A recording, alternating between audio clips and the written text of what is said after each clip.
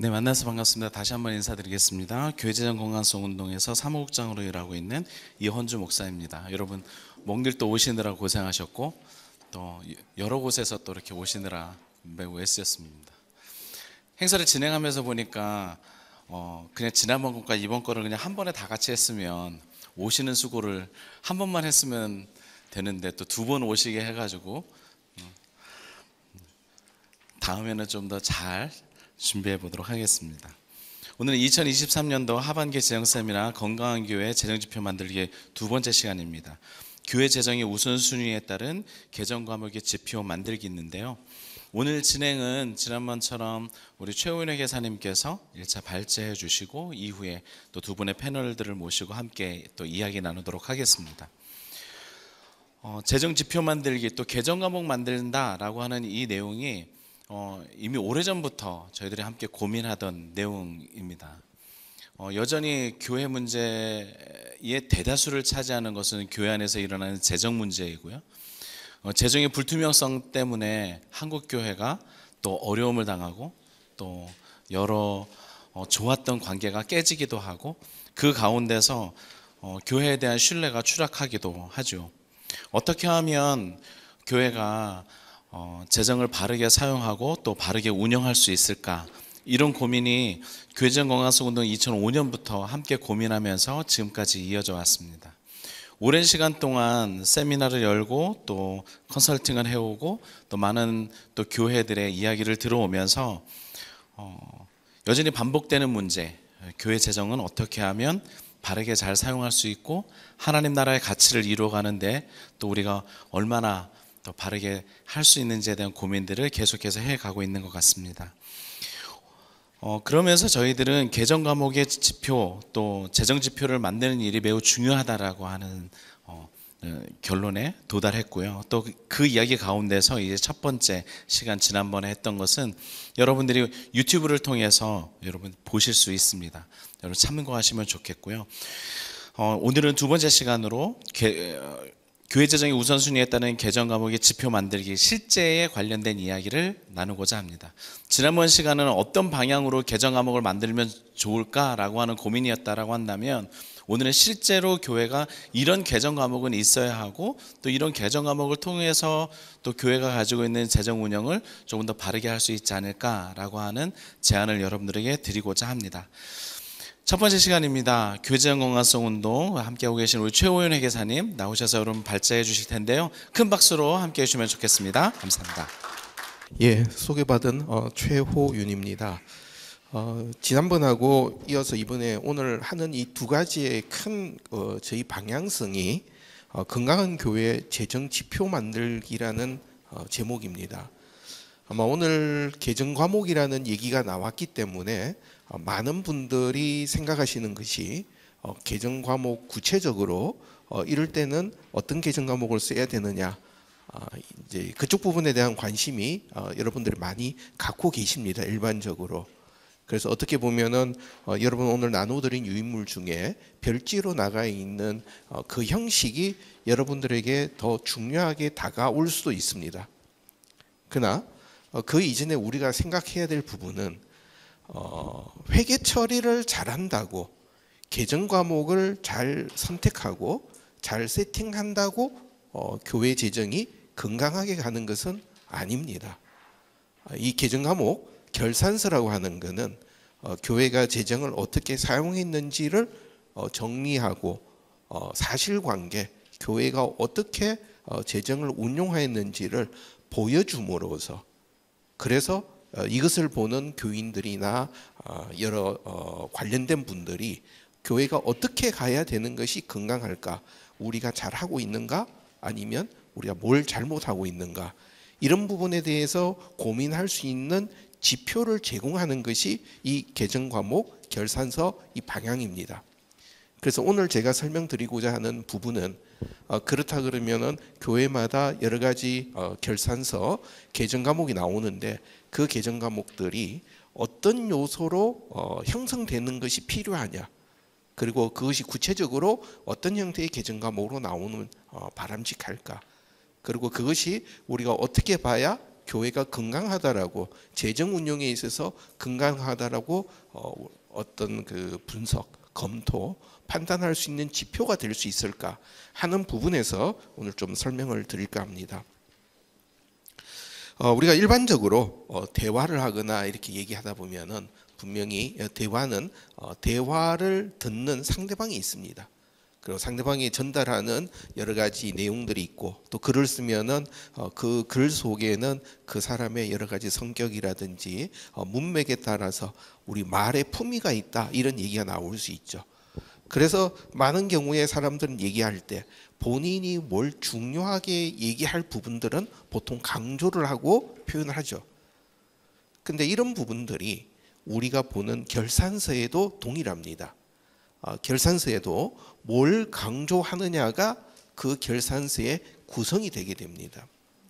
예를 들어서 우리가 교회에서 헌금을 수입을 짓게 할 때 주일 헌금, 11조 헌금, 아니면 절기 헌금, 이런 얘기 중심으로 본다 그러면 거기에서는 그 헌금이 왜 어떻게 교회에 드려졌는가라는 것을 고민하기보다는 주기적으로 언제 헌금 수입이 많이 들어오고 언제 어떤 형태가 더 많이 들어오는가, 또 어떨 때 적은가, 이런 부분에 대한 정보가 필요한 경우에 그렇게 가게 됩니다. 그래서 지난번 말씀드린 것 같이 회계라고 하는 얘기 자체는 어떤 기준에 따라서 공통된 요소로 모으는데, 그 모으는 것은 미래 의사결정을 위해서 모으는 부분이라는 설명을 드렸습니다. 그렇다 그러면 우리가 결산서를 만들고 계정과목 체계를 만드는 것 자체는 교회가 어떤 생각, 어떤 의사결정을 하려고 하는가 하는 부분이 이 계정과목 체계에 녹아들게 됩니다.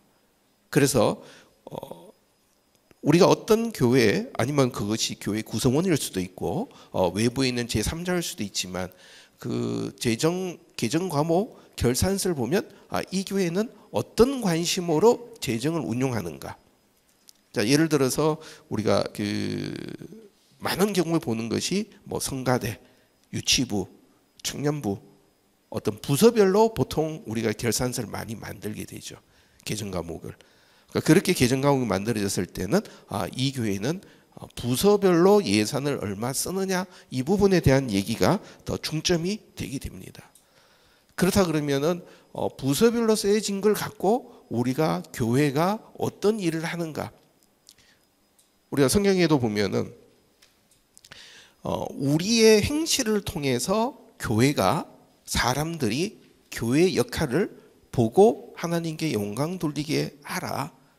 그렇다 그러면은 우리가 내는 이 결산서 내용은 분명히 교회의 행실, 교회가 무슨 일을 하고 무엇을 중요하게 하는가에 대한 얘기들이 분명히 담겨져야만 됩니다. 그런 과정에서 먼저 한번 좀 흐름들을 보겠습니다. 먼저 검토해 볼 것이 이제 헌금에 대한 성격과 헌금은 누가 사용하고 누가 운용하느냐 하는 얘기입니다. 우리가 성경에 이제 쭉 흐름 속에서 보면은 헌금이란 얘기가 구약에서 나오죠. 구약에는 주로 제물이란 얘기로 나왔었죠. 제물이 있었고 제사가 있었고, 그런 제사 속에서 여러 형태의 제물이 드려졌습니다. 그리고 그것이 신약교회에 넘어오면서 헌금, 연보 이런 얘기들로 넘어왔었죠. 그래서 제물과 헌금, 연보에 대한 이런 전체 흐름들을 보게 되면 구약과 신약의 차이 속에서 우리가 무슨 점을 좀 볼 수 있을까? 구약에 나와 있는 구절, 또 신약에 나와 있는 헌금, 제물, 연보에 대한 성경 구절들을 여러분 그 3페이지에 하반부에 나와 있는 성경 구절을 쭉 한번 보게 되면, 민수기에서는 레위인에게 주어서 레위인의 어떤 그 봉사 활동, 그 경비로 쓰게 하라. 또 신명기에서 보게 되면 너와 내 권속이 함께 먹고 즐거워할 것이다. 그리고 신명기 14장에서는 매 3년 끝에 소산의 10분의 1 이것을 다시 나누어서 고아와 과부들이 와서 먹고 배부르게 할 거다. 이런 얘기들이 여기에 이제 나오게 됩니다.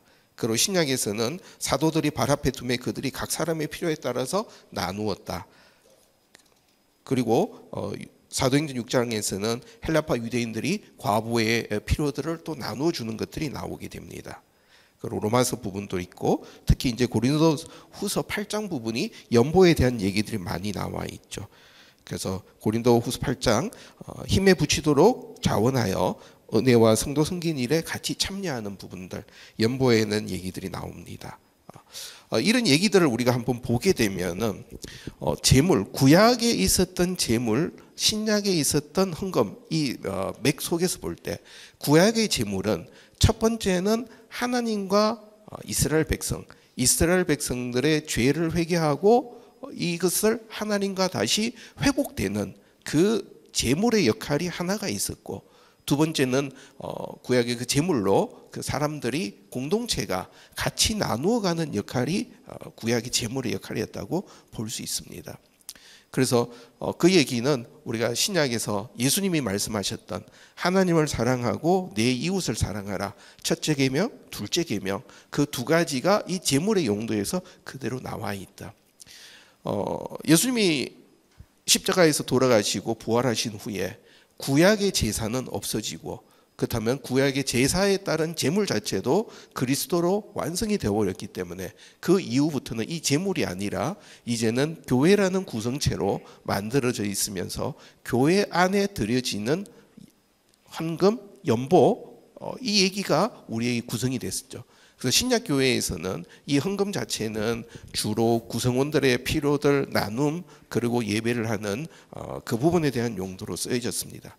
그렇다 그러면은 우리가 재정관리, 교회의 재정관리라고 할 때 가장 큰 방향은 하나님과 회복하는 과정, 그러니까 그것은 나 자신의 회복뿐만 아니라 교회라는 공동체가 하나님과 회복하는 과정, 그리고 교회 구성원들이 같이 이 땅에서 서로 부족한 부분을 나누어서 같이 부족한 부분을 채워주는 부분, 이것이 우리가 지금 보는 헌금, 교회 재정에 사용돼야 되는 큰 방향이다라고 두 가지를 먼저 좀 전제를 하겠습니다.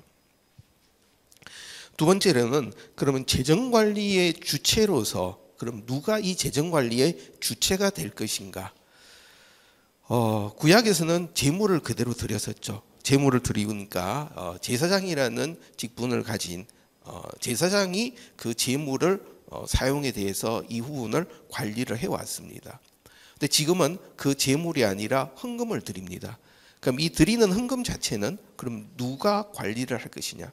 그냥 우리 쉽게 생각하면은 우리가 헌금을 드리는 것은 하나님께 드리지만 우리가 드린 헌금이 하늘에 올라갔다가 하나님이 우리에게 다시 뿌려주시는 것이 아니라 결국은 하나님이 베드로의 고백 위에 세우신 이 교회가 그 역할을 하도록 맡기신 거죠. 그러면 이 교회라고 하는 용어, 교회라고 하는 것은 기초 자체는 베드로의 그리스도는 주는 그리스도라고 하는 그 고백 위에 세우신 예수님이 세우신 교회, 그리고 고린도 교회를 향해서 바울이 얘기한 그리스도를 주로 고백한 사람들이라고 하는 공동체가 바로 교회가 되는 부분이죠. 그러면 이 교회에 대한 얘기들은 여러 가지 나눠질 수 있지만 오늘의 얘기에서는 그 재정 관리에서 주를 그리스도로 고백한 사람들의 공동체라는 집합체, 성격으로서 교회 재정 사용의 주체라고 좀 먼저 정의를 내리겠습니다. 그렇다 그러면은 이 재물에 대해서 교회가 이 재정 사용의 주체가 된다고 할 때는 교회 구성원 중에 특별히 누군가 직분자가 그것을 관리하는 주체라는 의미가 아니라 기본적으로는 하나님으로부터 교회 공동체가 이 재물을 관리할 주체로서 또 의무를 직분을 담당했다.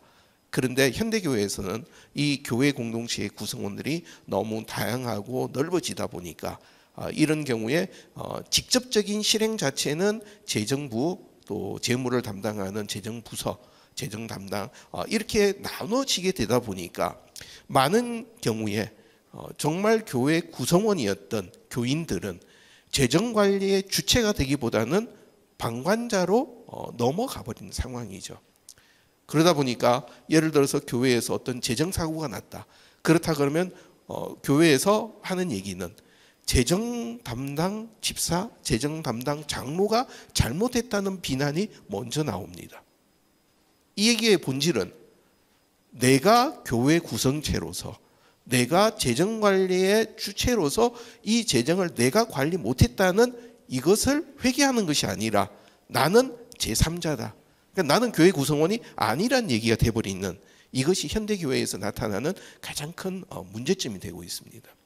그렇다면 교회 재정관리에 있어서 아주 중요한 지표 중에 하나는 재정결산서, 재정을 기록하고 관리하고 하는 이런 모든 관리 절차 흐름 속에서 공동체가 살아날 수 있는, 구성원들이 재정 사용의 주체로 참여할 수 있도록 개정 과목과 결산서와 관리하고 보고하는 절차가 형성돼야 된다는 것이 교회의 건강한 재정관리 지표에서 가장 첫 번째라고 좀 꼽고 싶습니다.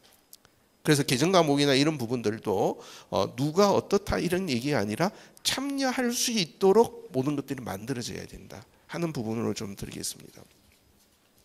그래서 이런 재정관리를 할 때 우리가 고민해야 되는 요소들, 재정관리, 또 개정 과목을 만들고 결산서를 만들 때 우리가 얘기할 때 복식복이다, 단식복이다, 현금주의다, 발생주의다, 그 자체는 하나의 기술적인 절차입니다. 근데 중요한 것은 왜 그러한 방법을, 기술적인 처리 방법을 채택했느냐가 더 중요한 부분이죠. 그렇다면 우리가 교회의 결산서나 개정 과목 체계를 세팅할 때도 고민해야 되는 기준이 뭐가 돼야 될까? 첫 번째는 책무성과 투명성이 확보돼야 된다. 이 책무성과 투명성이라고 하는 것은 책무성이라고 하는 것은 청지기로서 맡겨진 돈을 어떻게 관리하느냐 하는 부분에 대한 책무성이고, 투명성이라고 하는 것은 있는 사실 그대로 보여주는 부분이죠. 그렇다면 여기서 첫 번째 책무성, 이 부분의 책무성은 그럼 교회가 교회로서 재정관리 역할을 하느냐 하는 부분에 대한 고민이 들어가야 되게 됩니다. 책무성을 할 때 우리가 개정 과목을 보통 만들 때 뭐 부서별로 나누고 또 어디 외부의 구제비, 인건비 나오는데 거기에서 책무성을 우리가 알 수 있느냐, 교회의 책무성을 어떻게 파악할 수 있느냐는 얘기죠.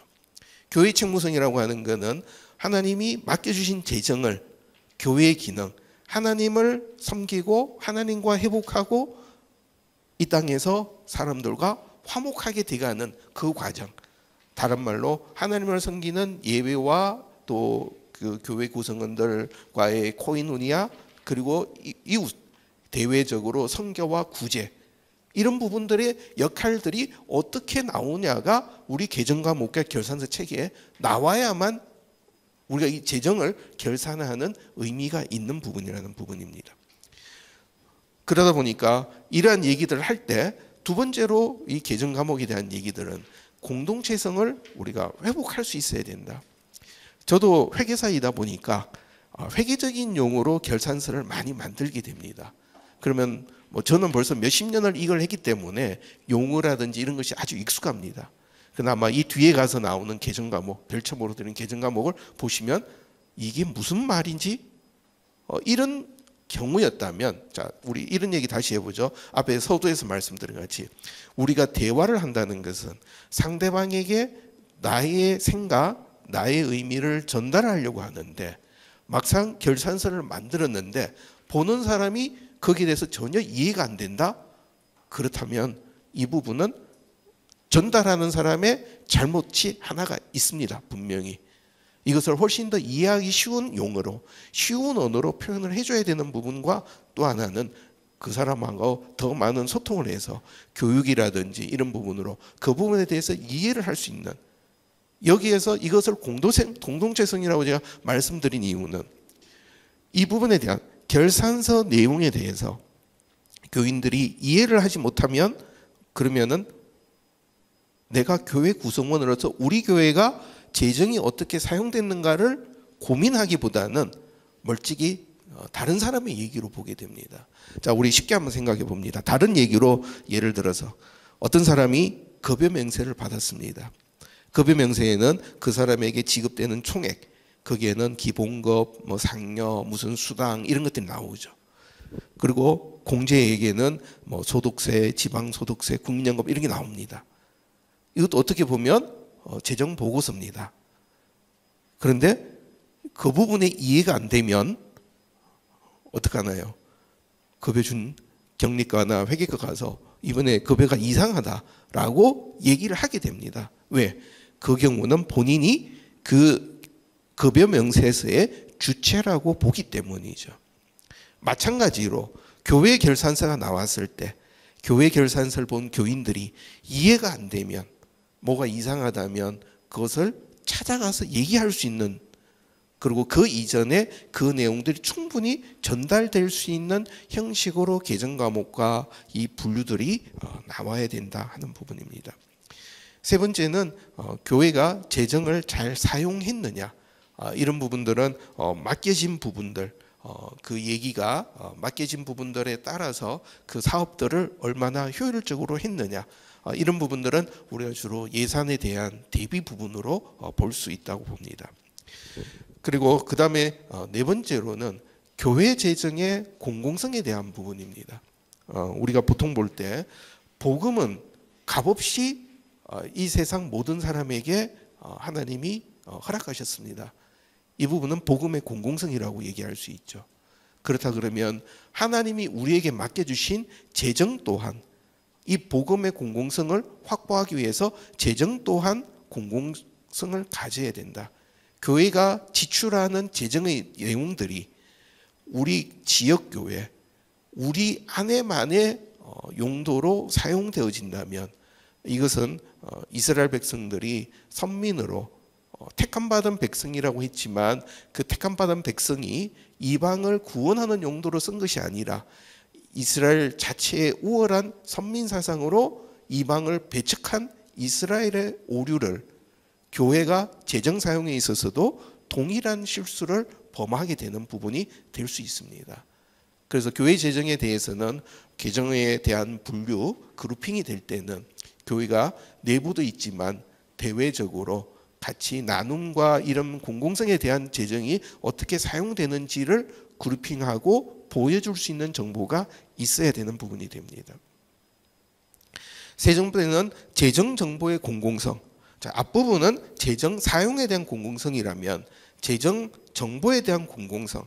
제가 이 공공성을 자꾸 말씀을 드리는 이유는 교회 재정은 교회 안에 있는 것만이 필요한 것은 아니다는 전제입니다. 그러니까 다른 말로 우리가 하는 이 땅은 하나님은 선한 사람이나 악한 사람이나 동일하게 지으셨고 그 선한 사람, 악한 사람에게 동일하게 해와 비를 내리시고 이 땅에서 우린 같이 더불어 살아가면서 같은 나라 백성으로 하나님께 돌아와야 되는 사람들에 대한 부담을 가진 교회 입장에서는 그 자체가 우리 안으로 국한되는 것은 그것은 하나님이 원하신 방법이 아니다. 그래서 재정 정보에 대한 공공성 자체는 두 가지 의미가 있습니다.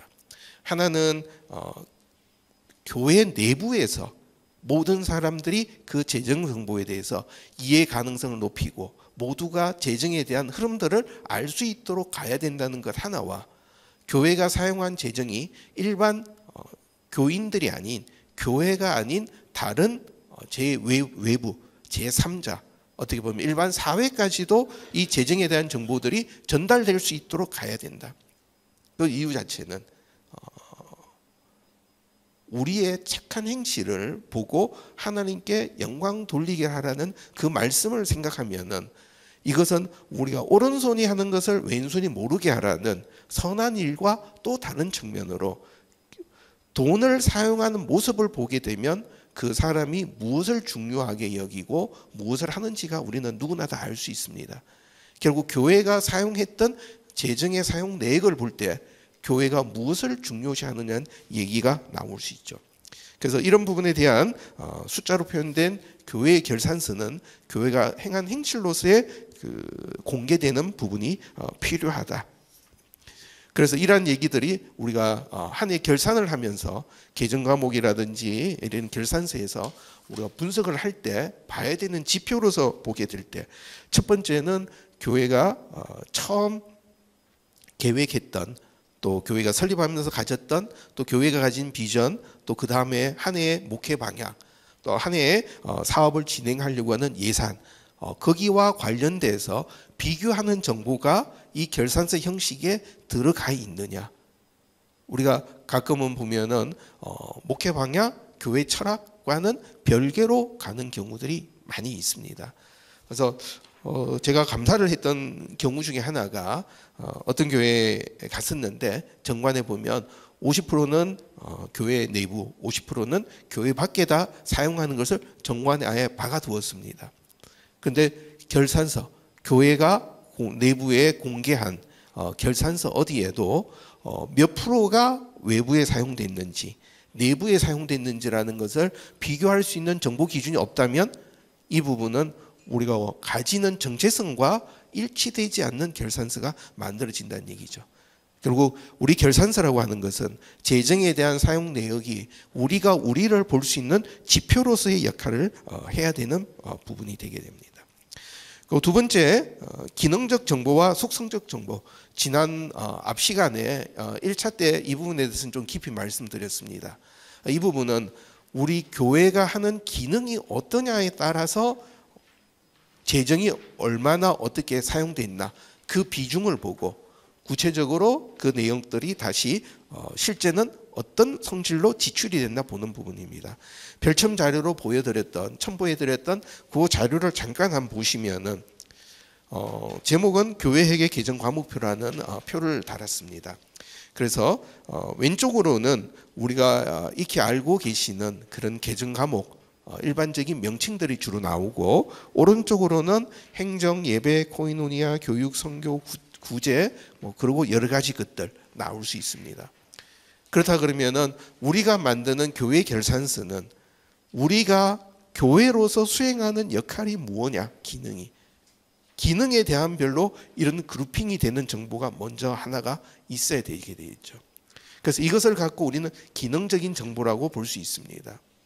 그 다음에 두 번째로 왼쪽으로 내려오게 되면 수입 쪽에서는 여러분이 보기가 좀 어려우시고, 밑으로 내려오게 되면은 지출에 대해서 인건비다, 아니면은 인건비 중에서 인건비도 내부에 나가는 인건비가 있고 외부에 나가는 인건비가 있고, 그리고 사업비가 있고, 거기에는 배분을 하는 비용, 또 활동하는 비용, 또 목적 헌금에 따라서 사용하는 비용, 큰 그룹으로 보게 되면 실제 이런 역할, 기능을 수행하면서 나가는 비용을 속성별로 그룹핑하는 부분입니다. 그래서 여기서 제가 말씀드리는 가장 큰 기준은 우리가 회계라고 하는 용어 자체는 공통적인 요소로 그룹핑을 합니다. 그렇다면은 우리가 구설이 이렇게 뿌려져 있는 개정 과목들을 어떤 그룹핑하는 요소로 먼저 큰 숲을 볼 수 있게 교회가 개정 과목을 그룹핑해 주느냐, 그것이 첫 번째 기준이 되게 됩니다. 그리고 더 밑으로 내려갈 때 세분화시키는 것들은 그건 교회마다, 규모가 큰 곳은 조금 더 세분화해서 쓰게 될 수 있고, 또 교회가 좀 작은 곳은 그렇게 다양하지 않으니까 개정 과목 수가 좀 적게 나오게 되겠죠. 이 부분은 제가 마지막에 끝나고 난 다음에 뒷부분에서 이 개정 과목표에 대해서는 조금 더 설명을 더 드리겠습니다. 그래서 교회가 수행하는 기능이 무엇인가를 교회 결산서에는 이렇게 그룹핑하면서 만들어지는 것이 필요하다. 그렇게 해서 그 얘기는 다른 말로 오늘 나와 있는 이 결산서는 교회가 하나님께 드려지고 하나님이 맡겨주신 재정을 교회가 어떤 역할을 수행하는데 이 재정이 사용됐느냐 하는 부분을 볼 수 있게 해줘야 되는 부분이다. 세 번째가 이제 가독성, 이해 가능성. 결산서에 나오는 표시, 또 나오는 내용들, 개정 과목 명칭, 이런 부분들은 보는 사람들이 쉽게 이해할 수 있어야 된다. 만약에 숫자로 이렇게 표현한 것이 쉽지 않다 그러면, 그렇다 그러면 별도의 표라든지 도표, 아니면은 우리 보통 하는 그래프로 만든다든지 그런 식으로 해서라도 교인들이, 이 결산서를 보는 교인들이 이해할 수 있도록 이 부분들은 분명히 보완돼야 되는 부분입니다. 그리고 이해 가능성 중에 또 하나의 요소는 교회가 재정에 대한 얘기들을 관리하는 절차에서는 교인들이 여기에 대해서 같이 얘기를 하기 이전에 본인들이 충분히 검토할 수 있는 시간을 미리 제공해 줘야 된다. 우리가 보통 공동회의다 아니면 분기별 아니면 6개월에 한 번 이렇게 공동회의 할 때 다음 주에 공동회의 있습니다. 그 얘기만 있고 사람들은 그날 현장에 와서 결산서를 보게 됩니다. 만약 그런 상황이라면 이 회계에 대해서 많이 익숙한 사람 아니라면 회계에 익숙한 사람도 그 자리에서 모든 것을 파악하기는 쉽지 않은데 이것을 보면 이것은 결국 내가 재정의 주체로서 참여하는 것이 아니라 누군가 앞에서 공연하는 것을 보면서 공연 잘하네, 돈 잘 썼네라는 개념으로 이게 넘어가 버리게 됩니다. 그래서 이 부분에는 교회 구성원들이 참여할 수 있도록 충분히 내용을 이해해서 그래서 이 나오는 지표들을 이해하고 우리가 어떻게 해야 될 것인가, 교회가 어떻게 해야 될 것을 찾아낼 수 있도록 그런 시간과 공간을 분명히 허용해 줘야 되는 부분입니다. 그리고 네 번째로는 사실과의 합치성, 개정 과목에 대한 얘기 부분입니다. 개정 과목에 대한 얘기들 이제 뒤에 가서 이제 우리가 주로 얘기해야 되는데 개정 과목에 대해서는 이 개정 과목 자체는 참 여러 가지 명칭이 나옵니다. 그런데 우리가 사용하는 워딩, 이 명칭은 서로의 약속입니다. 우리의 생각을 전달할 때 연결되는 매개체가 언어이고 그 언어로 표현된 것이 개정 과목입니다. 그렇다면 이 개정 과목은 어떻든 개정 과목이 담고 있는 의미가 전달이 돼야 됩니다. 예를 들어서 우리가 가장 많이 나타나는 오류 중에 하나가 교회에서 사역하고 있는 부교육자들, 주로 대학원 다니는 교육 전도사 경우에 장학금이라고 지급합니다. 분명히 학비를 지원해 주니까 장학금이라고 이해할 수는 있어요. 그러나 이 장학금을 지급하는 조건이 교회에서 사역자로 일을 하고 있을 것을 전제로 한다면 이것은 학업을 지원하기 위한 것이 아니라 교회에서 사역하고 일을 하는 것을 전제로 하기 때문에 학자금이 아니라 인건비, 사례비의 성격, 학자금 보조금에 불과합니다. 장학금이라고 하는 것은 학업을 하는 이것이 사역자뿐만 아니라 어떤 우리 일반 누구라도 불특정 다수인이 교회가 지원하려고 하는 목적에 맞을 때 그것이 장학금으로 효과가 있는 거죠. 그러면 그런 개정 과목을 이렇게 갖다가 붙여넣게 되면 어떻게 보면 우리가 교회에서 가장 많이 얘기 나왔던 것은 목회자들의 인건비가 명칭이 여기저기 막 나누어져 있었다. 그렇다 그러면 이것은 우리가 사실과 다른 결산서 개정 과목을 사용하고 있기 때문에 이런 부분들은 분명히 고쳐져야 될 부분이다 하는 부분입니다. 그리고 재정에 대한 공공성 앞에서 말씀드린 것 같이 재정 사용에 대한 공공성 분명히 나와야 되는 부분입니다. 그래서 제가 지금 말씀드리면서 가장 중요하게 계속 말씀드린 것 중에 하나는 제 직업이 회계사이다 보니까 회계사가 재정에 대한 강의를 한다 그러면 대부분 더하기 빼기 복식 보기 차변 대변 이런 기술적인 얘기들을 많이 기대하게 됩니다. 기술적인 부분들은 요즘 컴퓨터가 너무 잘 대체해주고 있습니다. 그래서 기술적인 것이 중요한 것이 아니라 우리가 이 재정에 대한 것들을 어떤 관점에서 무엇을 전달하고 무엇을 보려고 하는가 하는 관점에서 개정 과목과 결산서가 만들어져야만 됩니다. 그래서 뒤에 나와 있는 개정 과목표 좀 구체적으로 조금 더 말씀드리면 이 개정 과목에 대해서 오른쪽으로 나와 있는 것은 우리가 교회가 수행하는 역할, 기능에 대해서 구분을 한 부분으로 말씀을 드렸고 왼쪽에 나와 있는 첫 번째 컬럼에 나오는 것이 일반적으로 우리가 보는 개정 과목이 되죠. 그렇다 그러면 먼저 수입, 여기서는 지금 단식 보기, 복식 보기 구분 안 하고 같이 쭉 만들어 놨습니다. 그래서 교회마다 상황에 따라서 활용하시면 될 것 같고요. 우리가 헌금을 수입이 보통 교회의 수입은 대부분 다 헌금입니다. 그러면 헌금 개정 과목을 먼저 어떤 식으로 분류할 거냐, 그룹핑할 거냐. 그래서 여기에서는 우리가 드려진 헌금이 어떤 의미로 드려졌느냐. 그냥 교회 구성원이기 때문에 또 교회에서 우리가 필요한 부분을 분담하는 성격이기 때문에 아니면 교인들이 각자가 어떤 기도를 하면서 약정하고 아니면 서원하고 드린 헌금인가 이 부분은 우리가 분명히 구분해서 관리해야 될 필요가 있는 부분이죠. 그러면 헌금에 대한 첫 번째 기준은 어떤 그런 뭔가 우리가 교인들의 생각, 의도, 의지, 약정, 서원 이런 것이 있는 것과 없는 것을 구분하는 부분입니다. 그래서 일반 헌금, 주일 헌금, 11조 이런 부분에서는 큰 없이 쭉 들어오죠. 그래서 구역 헌금, 또 교회 학교 헌금까지 다 일반 헌금으로 분류할 수 있겠습니다. 절기 헌금, 물론 이 절기 헌금도 일반 헌금으로 포함시켜 갈 수도 있고, 그러지 않고 절기 헌금을 예를 들어서 뭐 이번에 부활절 헌금은 구제에 사용하겠다 이렇게 됐을 때는 부활절 헌금을 따로 쓰기 위해서 따로 두는 것이 의미가 되겠습니다. 그리고 지정 아니면 목적 헌금, 이 지정과 목적은 여러 가지가 나올 수 있죠. 선교, 구제, 장학, 그리고 뭐 건축까지도 우리가 일반적으로 얘기할 수 있지만 더 구체적으로 용도가 지정되는 것은 그건 교회가 상황에 따라서 더 세분화해서 이 부분들은 만들 수 있습니다. 그리고 나머지 기타 수입은 교회가 수련을 간다든지 아니면 어떤 행사를 하면서 나오는 등록비 수입들 이런 경우들, 또 기타 이런, 그리고 단식 부기를 하는 경우는 우리 자산 처분이라든지 일단 돈이 들어오는 것들이 다 관리되니까 거기에서는 적립금 인출, 보통 정기예금이나 이런 부분들이 만기가 돼서 인출하면 수입으로 잡히는 그런 부분들이 들어가게 되고, 갖고 있는 자산을 처분하는 경우들, 또 아니면 별로 좋은 얘기는 아니지만 일시적으로 자금이 없어서 일시적으로 차입한다든지 이런 경우들이 결국 자금의 수입 면에 대한 것들을 정리하는 부분이 되겠습니다.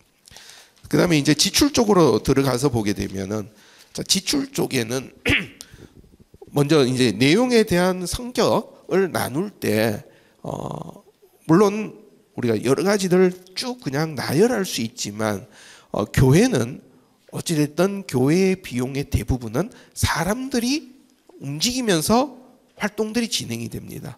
그런데 인건비 영역이 상당히 큰 부분입니다. 그래서 첫 번째, 인건비라고 하는 큰 그룹을 하나 만들고, 그 다음에 교회 건물, 시설 이런 부분이 있기 때문에 어떤 건물을 유지하기 위해서 우리가 지출되는 것을 하나의 큰 그룹으로 보게 되고, 그리고 나머지 부분, 일반적인 사역 활동을 하면서 나가는 경비들, 어떻게 보면 직접비들이 이런 경우들이 되겠죠. 그것을 또 하나의 큰 그룹으로 보게 됩니다. 그래서 사람과 관련된 인건비 성격, 또 시설과 관련된 것, 그다음에 활동과 관련된 것 큰 그룹으로 나누고, 그걸 다시 이제 세부적으로 계정 과목을 분류해 나갑니다. 먼저 큰 그룹을 그렇게 나누는 이유는, 그러면 교회에서 사람이 얼마나 더 필요하냐, 아니면 이만한 우리 경비들 중에 나가는 비중 성격이 사람이 더 많냐, 아니면 시설에 많으냐, 자산 관리 쪽이 많으냐, 이런 그 부분에 대한 우리 이미지를 가지기 위한 부분입니다. 인건비에 대해서는 내부에 필요한 인건비로 나가는 경우들, 그 얘기는 교회가 정식적으로 계속 반복적으로 교회 내부에서 나가는 인건비, 그리고 외부에 대한 인건비, 다시 그렇게 나눌 수 있겠습니다. 그래서 내부 인건비는 교육자라든지 뭐 전임, 파트 이런 부분에 대한 사례비, 또 행정 담당 직원들에 대한 급여들도 들어갈 수 있고, 그다음에 법정 복리비, 거기는 사회보험료, 법으로 우리가 부담해야 되는 것들 교회가 하는 경우들이 여기 나오고, 그다음에 보조금, 여기서 말하는 보조금은 명칭은 여러 가지 성격이 있지만 그 자체가 교회에 사역하기 때문에 나가는 것이라면 그것은 교회에 사역하기 때문에 나가는 인건비 성격이다.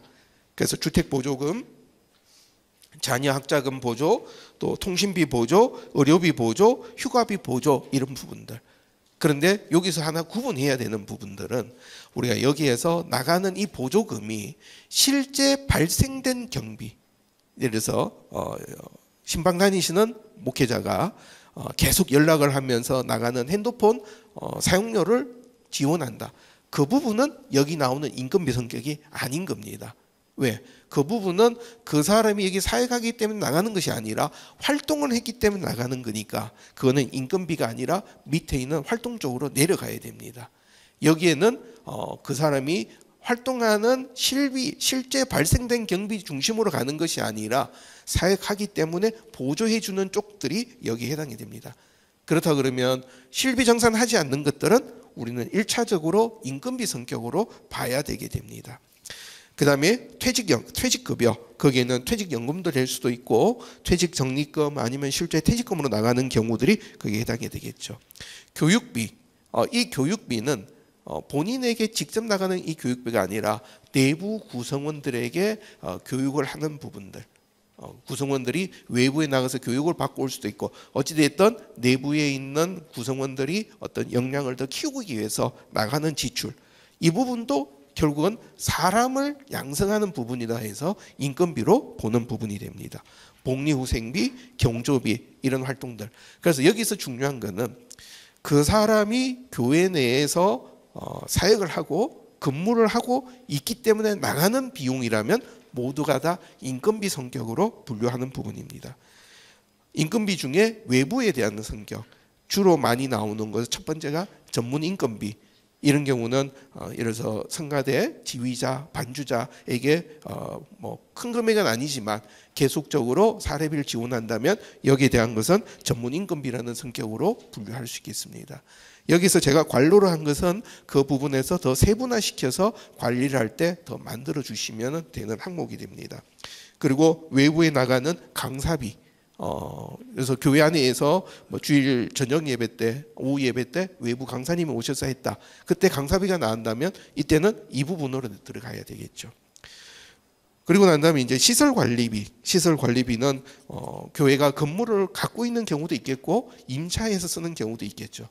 교회가 직접 갖고 있다면 여기 따라서 뭐 이제 일반적인 뭐 전기 또 여러 가지 수선 이런 얘기들 또 건물을 갖고 있기 때문에 나가는 세금 이런 부분들에 들어가고 임차를 했다면 임차료 나가는 부분들 그러니까 우리가 공간을 또 어떤 시설 비품을 활용하면서 거기와 관련된 모든 비용들은 여기 시설비 개념으로 들어가게 됩니다.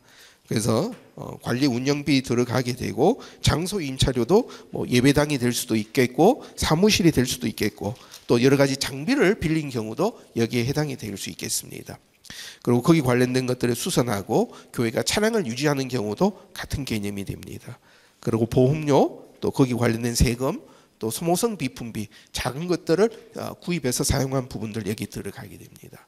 그래서 크게 인건비와 시설비를 하고 나머지 부분들은 대부분 우리가 교회에서 사업비 개념으로 우리가 볼 수 있죠.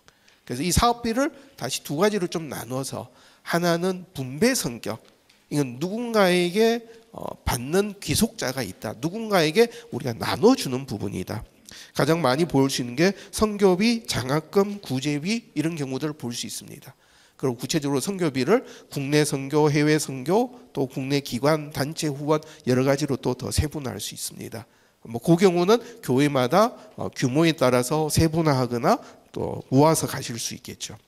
그리고 구제비 같은 경우도 그냥 많지 않으면 하나로 쓰겠지만 더 세분화시켜서 어떤 경우 어떻게 나가느냐, 또 선교비 같은 경우도 선교사님 케어 여러 가지 내용들은 우리가 나눌 수 있습니다. 그리고 노회비라든지 우리 교단 안에서 움직이는 이런 부분들도 따지면 노회가 필요한 경비를 분담하는 성격으로 가는 부분으로 여기에 집어넣습니다.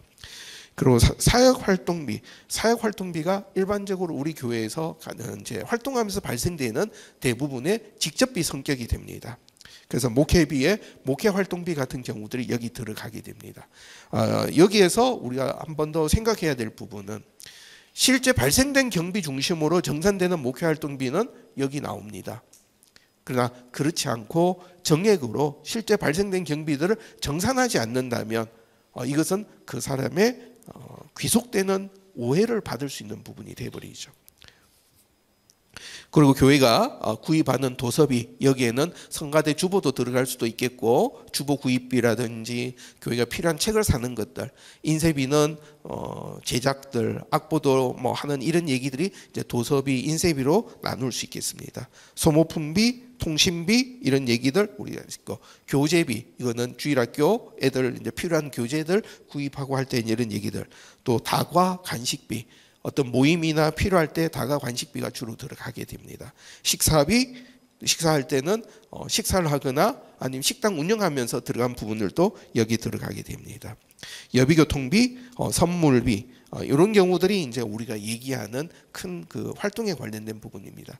지금 제가 이런 말씀을 드리게 되면 많은 분들이 이제 고민하시는 것이 성가대비는 어떻게 하냐. 그래서 그러니까 우리가 전통적으로 생각해 왔던 부서별로 비용을 정리하던 그 체계를 생각할 때 이러면은 그 부서는 어떻게 갔냐, 이거 어떻게 할 거냐라는 얘기가 돼버립니다. 지금 그 얘기는 우리가 예를 들어 부서라고 한다면 예를 들어서 어떤 중등부의 세신자들에게 선물을 주었다 한다면 그룹핑으로 되어 있는 역할 중에 교육 파트에서 교육 파트를 세분화해서 중등부, 고등부 이제 부서 나누는 게 되겠죠. 중등부라는 그 그룹에서 여기 나오는 선물비 쪽이 여기 들어가는 개념이 되게 되죠. 그럼 중등부에서 쓰이는 돈이라고 하는 거는 여기 나와 있는 계정 과목으로 보는 것이 아니라 교육 파트에 있는 중등부에 나가 있는 돈 내용을 보면 거기가 선물비가 나간 것, 간식비가 나간 것 이런 개념들로 이게 정리가 될 수 있게 되죠.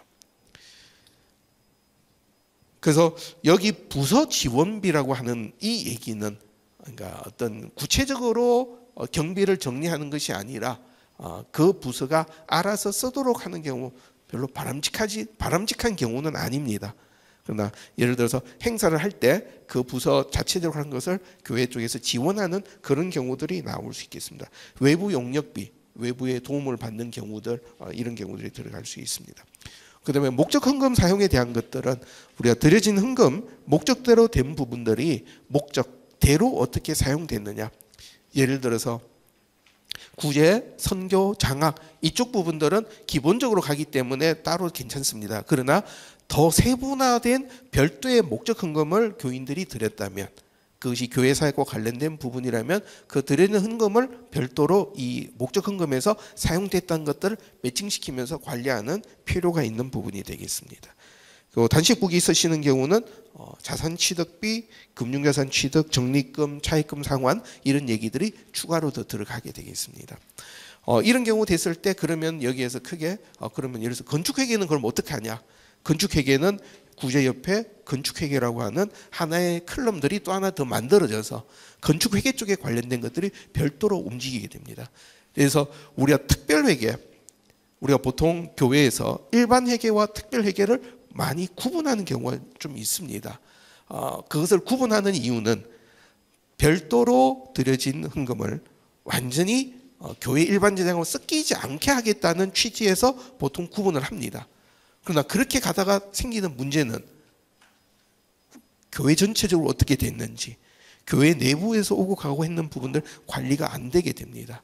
그래서 지금 여기 나와 있는 행정 예배, 교육, 선교, 구제 이거는 기본적인 교회의 일반 회계의 성격이고 특별 회계를 한다면 옆에다가 건축에서 선교도 선교 기금으로 별도 한다면 선교 기금이라고 하나의 별도로 컬럼을 만들어서 관리해서 보고서 전체적으로는 나중에 교회 전체가 어떻게 되는지 볼 수 있도록 만들어주는 부분이 됩니다. 그리고 뒷페이지 넘어가서 보면은 이제 사업의 수익, 사업의 비용 이 부분들은 별로 큰 금액들은 아니고 또 교회가 처음부터 의도하지 않았지만 있다가 보니까 발생되는 것들 은행에서 송금하는데 나오는 수수료라든지 은행에서 예금이 나왔다든지 기존에 갖고 있던 우리 비품이나 이런 걸 처분하면서 나왔던 수입이라든지 이런 얘기들이 사업의 수익, 사업의 비용으로 들어갑니다. 그리고 교회도 정기예금이라든지 아니면 예금 이자가 많은 경우는 법인세 환급을 받을 수 있습니다. 그래서 법인세 환급 받을 때는 고유목적 사업 준비금 전입 환입이라는 계정을 나중에 추가로 만들어주면 우리가 국세청에서 요청하는 부분들을 우리가 충족하면서 세금을 환급받을 수가 있게 됩니다. 그래서 계정 과목표에 대한 이 얘기들을 설명을 드리면서 정리하면서 좀 제가 강조하고 싶은 것은 우리가 이 계정을 쓸 때 이렇게 그룹핑을 할 때 무엇을 전달하려고 하는가? 결국 이렇게 그룹핑하는 것은 교회에 어떤 역할을 보고 싶은가? 어떤 역할을 했다는 것을 교인들과 공유할 거냐? 또 교인들이 교회가 쓴 이 재정의 결과를 보고 어떤 의미를 어떻게 판단하고 내년에 교회가 어떻게 가야 될 그 의사결정의 정보가 될 수 있느냐, 그것이 만들어지는 게 개정 과목의 가장 큰 부분입니다. 여기서 쭉 나온 얘기들은 우리가 보면은 충분히 이해될 수 있는 명칭들 사용하는 부분이고, 물론 제 기준으로는 충분히 이해되지만 여전히 또 이상하다고 그러신 분도 계실 겁니다. 뭐 그런 부분들은 또 질문하면서 풀어보도록 하고요. 그래서 결산서는 계속 설명드린 부분이지만 숫자로 된 언어입니다. 언어로서 뭘 전달할 거냐, 그리고 교인들에게 공동회의 때 보고할 때는 교인들과 뭘 공유할 거냐, 그 생각 속에서 결산서의 개정 과목과 이런 단위들이 만들어져야 되고, 그리고 이러한 것들이 만들어지는 것뿐만 아니라 이것이 마무리되고 관리된 절차는 교회가 하나님과 회복되고 이 땅에서 사람들을 사랑하는 역할을 어떻게 수행하고 있느냐가 드러나고, 그것이 아니라 그럴 때 교회가 스스로 고쳐나갈 수 있는 지표 역할을 할 수 있는 결산서 만드는 것이 가장 중요한 부분이다. 이렇게 말씀드리면서 마무리하겠습니다. 제 발제 여기까지 하고 마치겠습니다. 감사합니다.